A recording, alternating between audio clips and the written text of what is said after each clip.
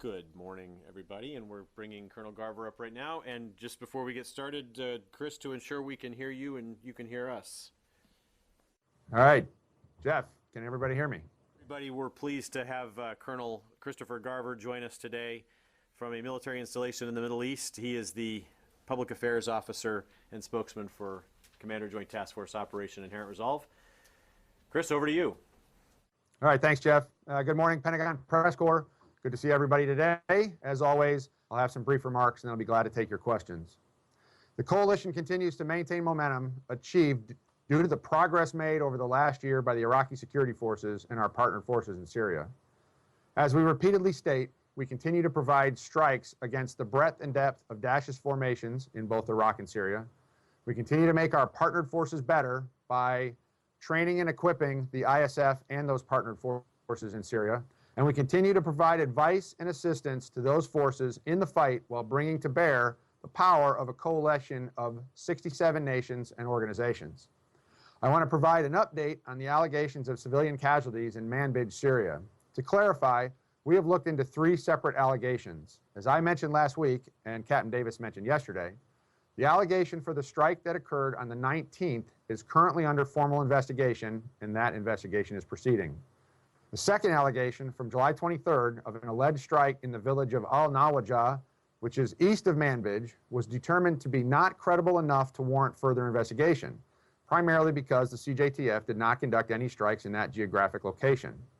Finally, on July 28th, Central Command announced it had initiated the assessment of a strike that had potentially caused civilian casualties earlier that day in Argandor, northwest of Manbij.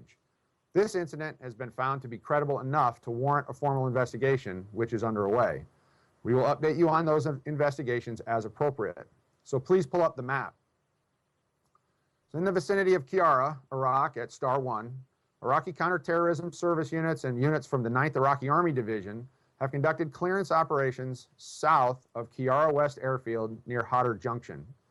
Nineveh police battalions, which will be the primary hold force in this area, are conducting security operations west of the Tigris River in Kabruk, Mahana, and Karbadan. Daesh's forces continue to operate in the region in small numbers and have not massed significant combat power in that area since the ISF installed the bridge over the Tigris more than 2 weeks ago. Coalition forces have completed a more technical assessment of the Kiara West base and airfield. As we've mentioned before, the most important part of the base for the next phase of the operation is the base itself and not the runway. The build-out of the base as a logistics hub and as a life support area for Iraqi forces as they prepare for the eventual assault into Mosul is the first priority. And to answer your questions before you ask it, currently there are no coalition troops at Kiara West. In the last 24 hours, the coalition conducted 1 strike in support of the Tigris operations. Since the start of the operation, we have conducted 452 strikes in support. Moving down the Euphrates River at Star 2, the Iraqi security forces continue operations north of the Euphrates to clear Daesh pockets from the small towns and neighborhoods north of the river. Units from the 8th and 10th Iraqi Army Divisions are conducting these clearance operations, and the coalition continues to support them. In the past 72 hours, the coalition has conducted 6 strikes along the Euphrates in support of the ISF. In northern Mosul at Star 3, the coalition conducted a strike on August 1st against a foreign fighter accommodation and meeting facility that also served as a training site. This target was a former Saddam Hussein-era palace located near Mosul. The strike was conducted by coalition aircraft from several different contributing nations. The destruction of this facility will degrade Daesh's ability to support, house, and train foreign fighters as they flow into northern Iraq. Since June 13th, we have conducted 10 strikes against foreign fighter facilities, including meeting, training, and weapons storage facilities in both Iraq and Syria. Like our strikes against their natural gas and oil activities, which is Operation Tidal Wave 2, our strikes against their leaders, and our strikes against their communication networks, these strikes against foreign fighter facilitation networks degrade Daesh's ability to reconstitute its combat power with fresh foreign fighters, and continues to maintain pressure against the breadth and depth of their formations and activities across both Iraq and Syria. Moving now to Syria in Manbij, Star 4, the Syrian Arab Coalition and the Syrian Democratic Forces made progress in Manbij over the last several days, seeing gains toward the center of the city on the eastern and southern flanks. We have also seen several hundred civilians fleeing Manbij make it safely out of the city and through the SAC lines. This remains a very tough and deliberate fight as the SAC clears the city, house by house and room by room, while working to avoid civilian casualties. Daesh has mounted several localized counterattacks both in the city, fighting outward, and outside the SAC forces isolating Manbij, fighting inward. Those attacks have been repeatedly blunted by the SAC and SDF forces. We also continue to see Daesh's tactics of snipers in the minarets of mosques, machine guns, and IEDs used as counter-mobility mines. The coalition has conducted 66 strikes against Daesh in the last 7 days and 602 strikes overall in support of the Manbij operation. Our partnered forces on the ground in Iraq and Syria continue to demonstrate momentum against Daesh. We will continue to do what we can to maintain that momentum. With that, I'll be glad to take your questions. Sure, we'll start with Thomas Watkins from Agence France Presse. I was wondering if you could talk a little bit about the kind of evidence that you saw that enabled you to make the determination that these two incidents in July should go to formal investigation. Well, that evidence is part of the investigation. It'd be inappropriate for me to discuss it at this time. You've seen the results of the investigations that CENTCOM has put out up to this point, where at the end, if we feel we have killed civilians accidentally in an operation, we would identify where it was, when it took place, and the results behind that. More specific information we have not released yet, and we'd have to discuss that with CENTCOM about the releasability of any specific piece of evidence that you may be asking about. Like there's any the number? Forgive me, I was away last month, but I think the first incident was 56 killed, as reported by the Syrian Observatory. Do you give any credence to that? Well, like I said a couple of weeks ago, we saw a varying, kind of a range of potential civilian casualties, anywhere from 10 to 15 up to around 73, I think was the largest number I saw in the open source. That's part of the investigation. We thought it was on the lower end of the scale, not on the higher end, but as the investigation continues forward and we figure out what we can, from that, that's when, if in the end we think we did kill civilians, we would come out and say how many we did think we killed. Okay. Next to June Torbati from Reuters. Thanks, Colonel Garver. An opposition Syrian group as well as a neutral Syrian rescue group have reported yesterday that they believe there was toxic gas dropped on a town called Saraqib in Idlib province. I think the opposition group blamed it on Assad, and I'm just wondering if you all have any evidence that this gas was dropped and who might be behind it. The civil defense group said they thought it might be chlorine gas. We've seen the reports in the open source about that. I don't have any additional information to provide you at this time.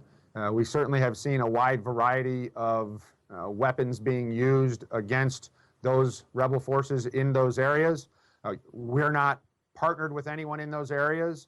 We, the CJTF, we're of course focused on Daesh, and we don't see Daesh in the areas in which most of the time those strikes happen. So I don't have any additional information to provide you at this time. Okay, next to Tara Kopp from Stars and Stripes. Hi, Colonel. Last week you talked about the 10,000 pieces of intelligence data that had been collected. Could you give us an update on that? Has any additional data been collected? Have you learned anything else from what was gathered from Manbij? As we talked about over the last couple of weeks, we think that was a significant intelligence find of materials that's going to provide us intelligence. But we also talked about the size of the information and how long it's going to take, how much work it's going to take to kind of sift through that. That information is being looked at in conjunction with our partners, and then also by an organization back in the States that does that work, that takes a look at that information. And I don't have the name of it off the top of my head. We can get that for you. So I don't have any additional information on that. As that information provides us intelligence, we'll look for opportunities to be able to share that. We'll certainly share that with our coalition partners, but we'll look for opportunities that we can kind of explain that and provide context to all that information that we found. Just to follow up, was this kind of a one-off haul, or are you still pulling data from Manbij in different houses and computers and whatnot? Well, anytime you take an objective, your forces on the ground, you want them to look for information. So if they find a computer, you want to train your partners. We do the same thing with our forces when our soldiers are learning to take a house, clear an objective. You look for bits of intelligence and you grab those and move them back out. So there's still the opportunity as we're fighting in the city to find those pieces of information, additional pieces of information. If we see a laptop, if we see a thumb drive, if we see a cell phone, we're going to grab it, we're going to try to exploit it. Just to update stats, last week you estimated about half of Manbij had been recovered. Has that number changed at all? Yeah, I'll say that we think more than half has been recovered. I don't have a specific percentage, and as you know, it's not really a mathematical formula, but we think more than half the city has been recovered at this time. Gordon Lubold from the Wall Street Journal. Hey, Colonel. Two questions. One is, sorry, I missed the top, but can you give us any kind of update on the situation, operations around Q West and the airfield and what's going on there? But also, different question is, what's just the update, I've been away a little bit myself, on the U.S.-Russia deal in Syria and kind of how is that shaping up now? I'll take the second question first because it's going to be much shorter than your previous one, which is the CJTF is not involved in the negotiation piece. I can't tell you what the status is, and you need to ask the folks in the room there with you that you're sitting near because it's being handled out of that headquarters. It's a DoD-led and State Department-led negotiation, so we don't really have a role in that at the CJTF level. So what's going on outside of Kiara right now?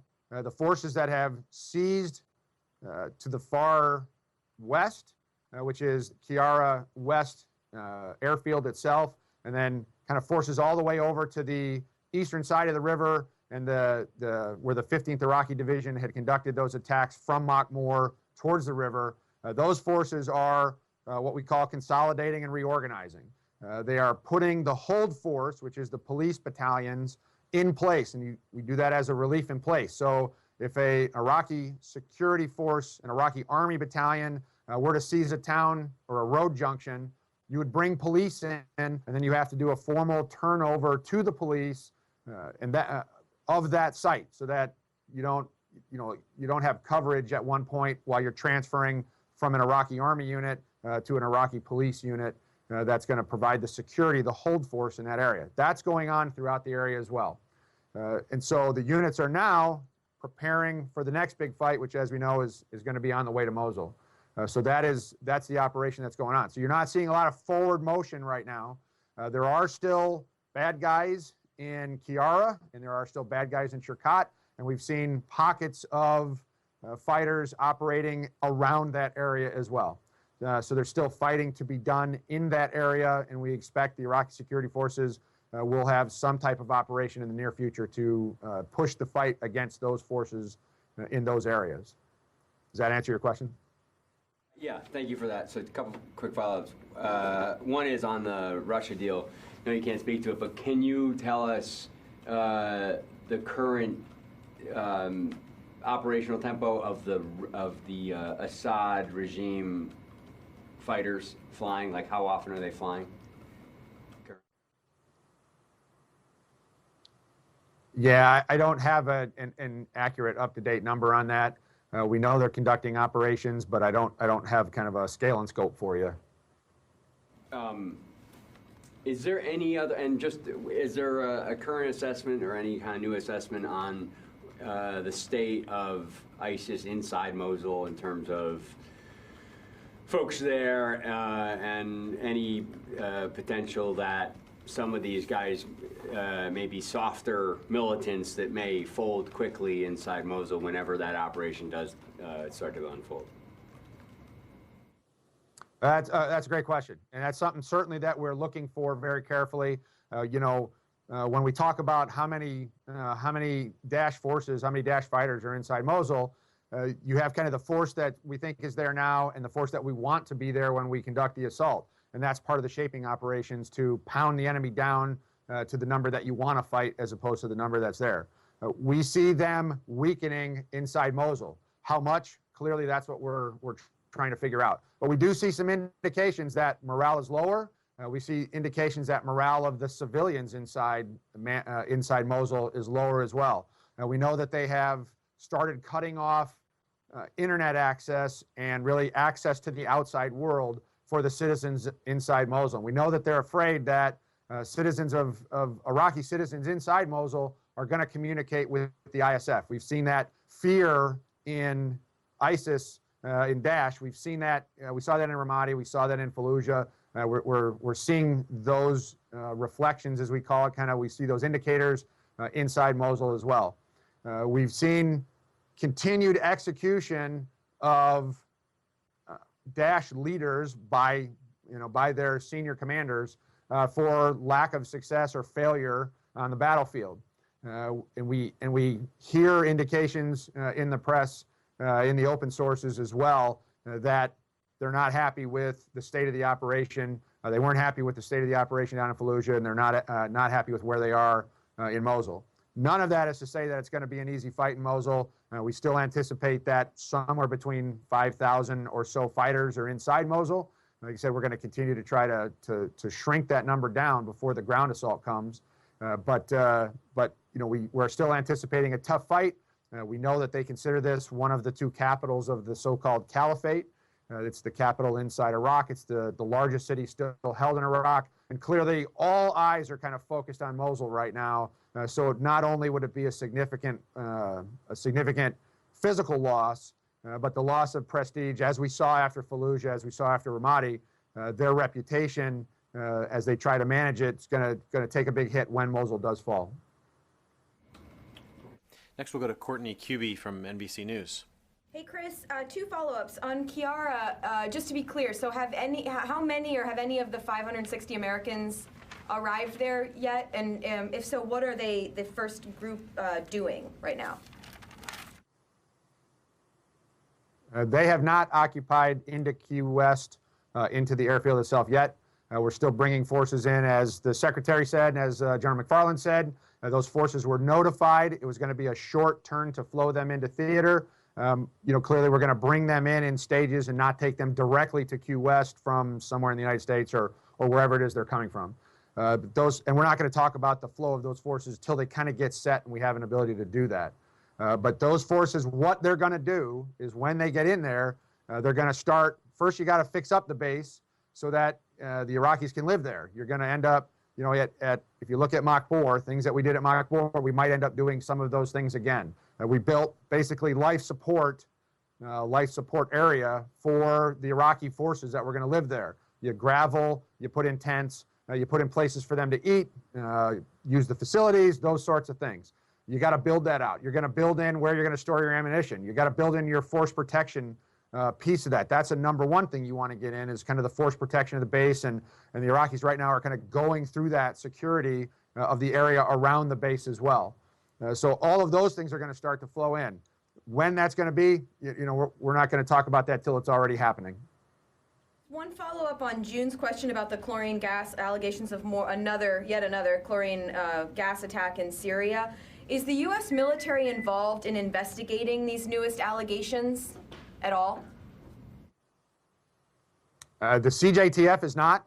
I can't talk about the rest of the military. Again, the guys in the room there near you would be better posture to talk about that. But the CJTF is not participating in any investigation like that. Why is that, Chris? Because there have been numerous allegations of chlorine gas, and there was one in May of last year that even President Obama said that the U.S. would help investigate. And there have been times where the Syrians have brought samples to the U.S. military, and then they've taken them out for testing. Is it just because there aren't any U.S.-backed rebels in the area where this latest attack occurred, or why is that? Well, I can tell you why we're not is because our higher command hasn't told us to do that. If they were to tell us to do that, we would do it. Like I said, there's kind of a distinction between the U.S. military and the CJTF, which I'm here today to talk about. There may be U.S. forces participating in that I'm not aware of because they don't belong to us. And our focus is pretty focused on supporting the SDF and our other partners. Our footprint is pretty small inside Syria. And then I really can't speculate beyond that as to why we haven't been told to do something. Like I said, we can bring that up with the folks in the room there and figure out an answer to that from a U.S. perspective. But from the CJTF perspective, we haven't been ordered to do that. Next to Corey Dickstein with Stars and Stripes. Hey, Colonel Garver. Wanted to see, do you have any additional details on this August 1st strike? Can you say how many ISIL fighters were present in the area in this, I guess, this foreign fighter camp? And is ISIL still able to move foreign fighters in and out of Mosul? Can you talk at all about how isolated the city is? Sure. First and foremost, we haven't attributed any potential enemy casualties to the strike itself. We were hitting a facility, and we haven't, said one way or another whether there was any foreign fighters actually present in the inside the facility when we hit. This was an old palace, old Saddam-era palace that we put several large bombs on top of to be able to level it and prevent it from being used to facilitate foreign fighters in. They were using it to store weapons. They were using it to, you'd have kind of bed down locations. And then as we talked about in Manbij, when foreign fighters come in, they go to these hubs on these networks, and then you house them, you feed them. If you need to do any training with them, if you need to integrate them into your local forces, your facility can do that there. So these hubs of networks, if there's no foreign fighters at the place where you hit it, it's really just a building that's been kind of outfitted as a foreign fighter facilitation hub, mini hotels, if you will, along the way that you can also do training, and they have communications, and they act as headquarters along the way.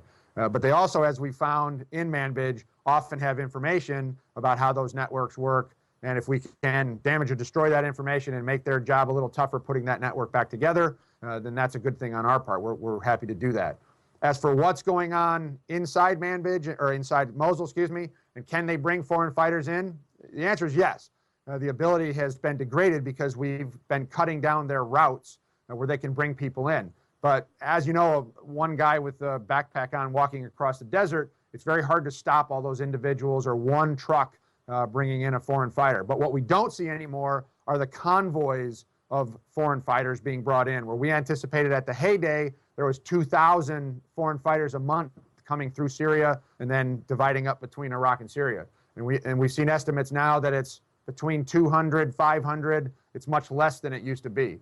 So the enemy can still bring foreign fighters into Mosul. The city itself is not isolated, and that'll be the first step of the Iraqi plan. Is, as we've seen in Fallujah and as we saw in Ramadi, they want to isolate that city, surround it with forces, and prevent folks from coming and going. They haven't got to that part of the plan yet. But once that has happened, then that significantly cuts down the number of people who can slip in and out, but they just aren't to that phase of the operation yet. So that's why we're trying to strike at the networks, and if we find pockets of those foreign fighters, we strike at those as well along the way to reduce those numbers that are going to eventually end up in Mosul. It gives you more fighters that you have to fight when you're going on the ground, and we don't want that. We want the reverse. We want less fighters on the ground, so we continue to attack them as we find them. All right, next back to Tara Kopp. Was the palace identified as a target through the intelligence that was gathered in Manbij, since a lot of that intelligence, you'd said, kind of centered on the movement of foreign fighters and how they were training them and pushing them forward? Well, a lot of these targets we've been looking at for a long time, and we've had information about the flow of foreign fighters for a long time. So not all of it came from the very recent intelligence that we pulled out of Syria around Manbij. So we've been looking at a lot of targets. We look at targets for a very long time. We want to determine what we call pattern of life at the target site. You want to know if it's being used by civilians or if it's being used by Daesh fighters. You want to know what, why it's being used, what it's being used. And there are times where you'll watch an intelligence target and not hit it right away because it's giving you info. And you want to keep giving it info, or you want to keep staring at it until you've kind of gotten all the info from it, and then you hit it with a strike.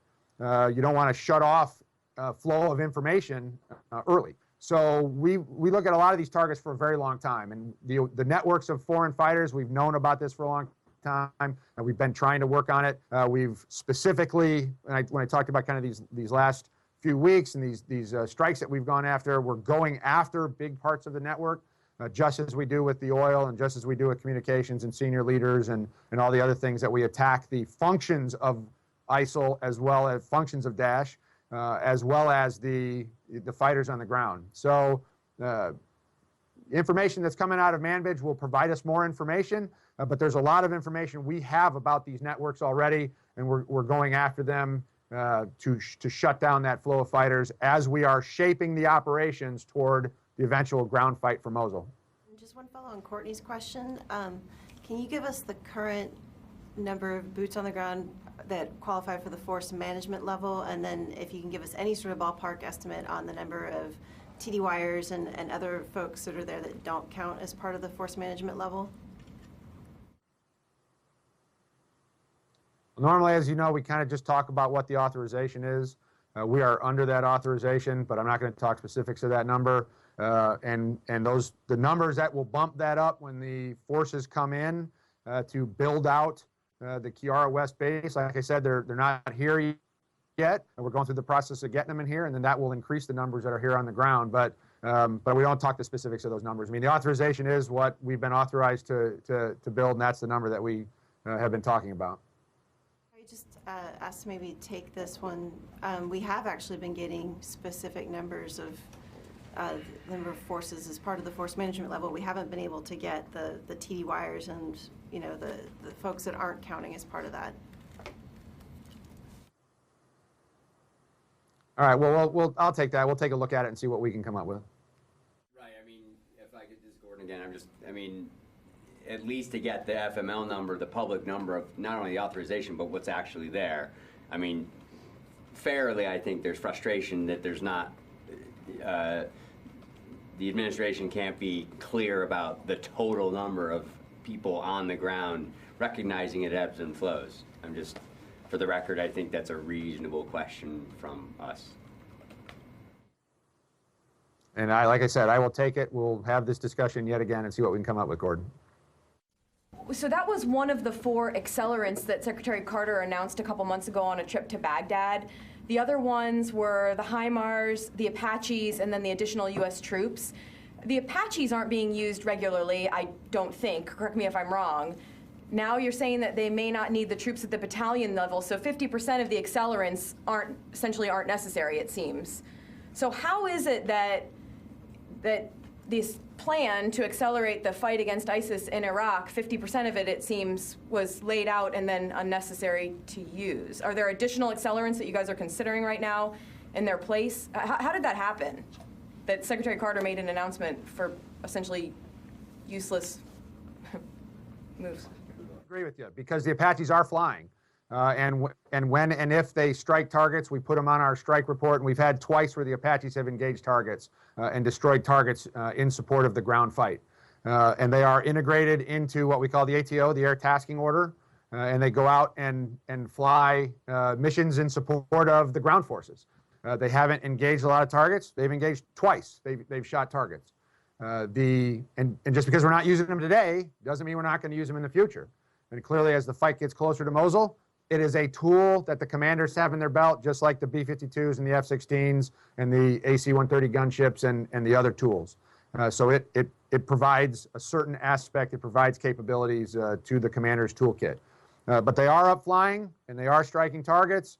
And just because we're not using them today doesn't mean we're not going to use them tomorrow. As advisors on the ground, what we have done is we have done exactly what the authorization allowed us to do, what it was intended for. Where we needed to put advisors at a lower than division level, we put those advisors on the ground, and they got the bridge, the bridge that they went in to support. The Iraqis were putting in the bridge, but We provided technical support for getting the protective system in and for getting the bridge tightened down the right way. They did that. That's exactly what they were intended to do. So they went out and they made the difference, and then they came back, and that was how the commander employed them at that time. Could he employ them in another way? Yes, that he has the authority to do that. But what we've looked at is kind of the short-term, heavy impact, at the right place, the right time in the battlefield where you have a real impact, as opposed to just hanging around at every battalion headquarters. The commander has the authority to employ them as he sees fit, but that's how he's chosen to use them at this time. That's what he's felt has been necessary, and the point where the U.S. advisors at a lower than the division level could have an impact. So could we see something else in the future? Absolutely. You could absolutely see something else in the future. But what we've done up to this point is this is how the commander has used that authorization. So I would say I disagree with your characterization.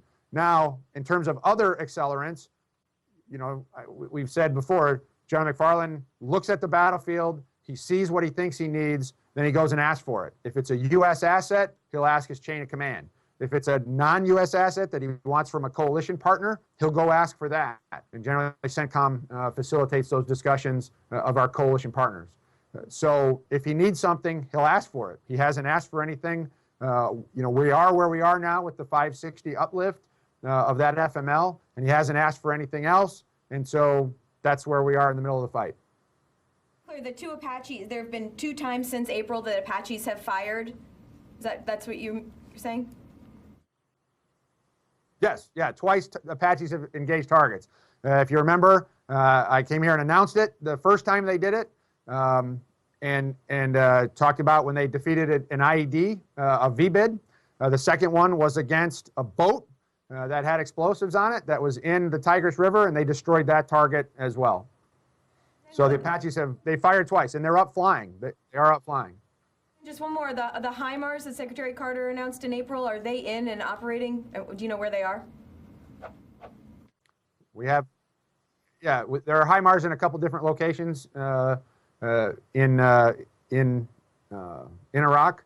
There's HIMARS at, make me do this off the top of my head. There's HIMARS down around the Euphrates River Valley, and there's HIMARS up around the Tigris River Valley. There are no HIMARS at Q West because there's no, U.S. forces, there are no coalition forces there at this time. But there are HIMARS in both river valleys that are able to fire in support of both operations. And Tara, I think back to you. He's still going. Oh, let me just go back and check so I don't give you something wrong. Okay, well, Courtney got one of mine. Just for the Apaches, how often are they actually going up, and even if they're not striking, are in some sort of aggressive posture that is assisting a mission?